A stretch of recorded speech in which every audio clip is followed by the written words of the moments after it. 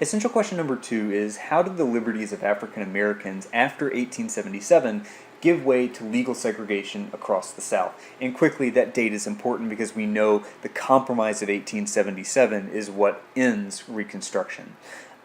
So, Southern so called Redeemers had undone many of the reforms of Reconstruction, and these were Southern politicians who were taking control of local and state offices away from the Republican Party during Reconstruction. And they undid, like I say, many of the reforms of Reconstruction, and that included undoing reforms to public education, especially for African Americans.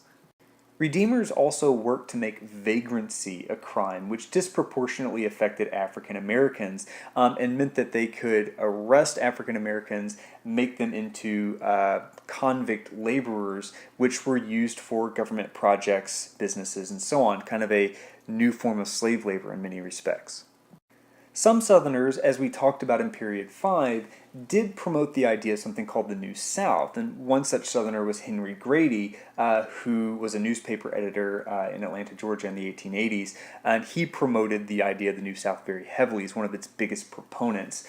The idea behind the New South was to diversify the economy of the South through increased manufacturing. But as we know, this met with very little success, and the South remained relatively poor and underdeveloped when compared to the rest of the country. African Americans in the South were kept poor. Part of this was discrimination, which meant less land ownership, and also it meant being barred from certain jobs. Some African Americans, although very few really, fled these poor economic conditions, discrimination, and violence. In fact, in 1879, somewhere between 40,000 and 60,000 so-called exodusters fled to Kansas to escape this poor economic situation in the South, discrimination, and violence. There's going to be a somewhat similar migration during World War I called the Great Migration, but of course we'll talk about that when that happens. But again, I think I've mentioned this before, but migration and immigration tend to be focuses of the APUSH exam, so we want to really make sure to draw your focus to them when we come to them. However, despite the migration of 40,000 to 60,000 exodusters to Kansas, most African Americans had no choice but to remain in the South, and at least 90% of the African Americans in the United States still resided in the South after the Civil War and throughout the late 1800s. African Americans in the South were also effectively barred from the political process.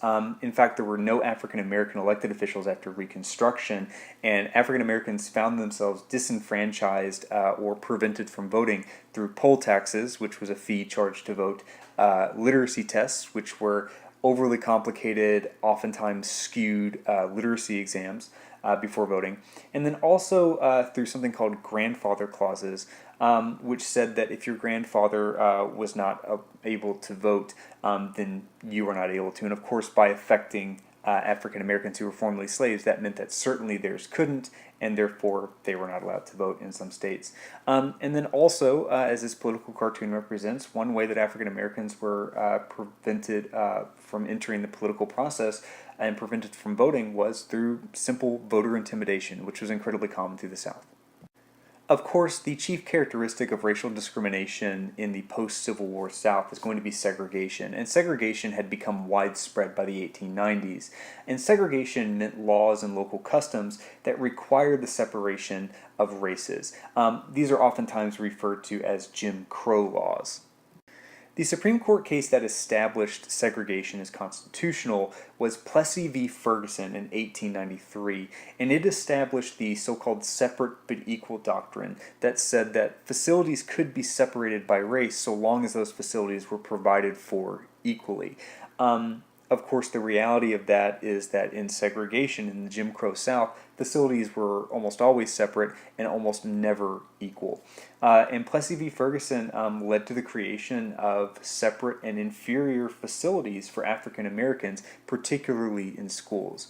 And really quickly before moving on, There are a number of Supreme Court cases to know for the APUSH exam. By far, the two most important, and arguably the two most important Supreme Court cases in American history, are first, Plessy v. Ferguson, which establishes segregation, and second, Brown v. Board of Education in the 1950s that does away with it. So make sure that you bank Plessy v. Ferguson in your brain. Don't forget that one. It's going to come up repeatedly.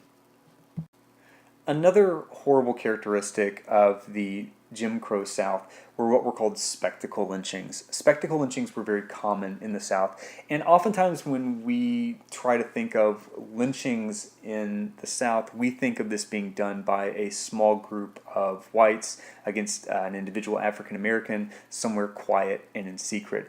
But in fact, spectacle lynchings, which were common in the South in the late 1800s, were often public. In fact, with drawing large crowds, even sometimes being advertised in the newspaper beforehand. These spectacle lynchings did not simply involve hanging someone to death, but instead often involved mutilation, burning the person often while they're still alive, hanging them, and then afterwards selling souvenirs, which could include parts of the rope or chain used to hang them, parts of the tree from which they were hung, and even body parts. Law enforcement did not intervene and were sometimes involved in these spectacle lynchings. Now, these spectacle lynchings were usually done on the pretext of preserving the purity of white womanhood. In other words, African American victims of these spectacle lynchings were oftentimes accused of raping or otherwise sexually abusing white women, and this was almost never true.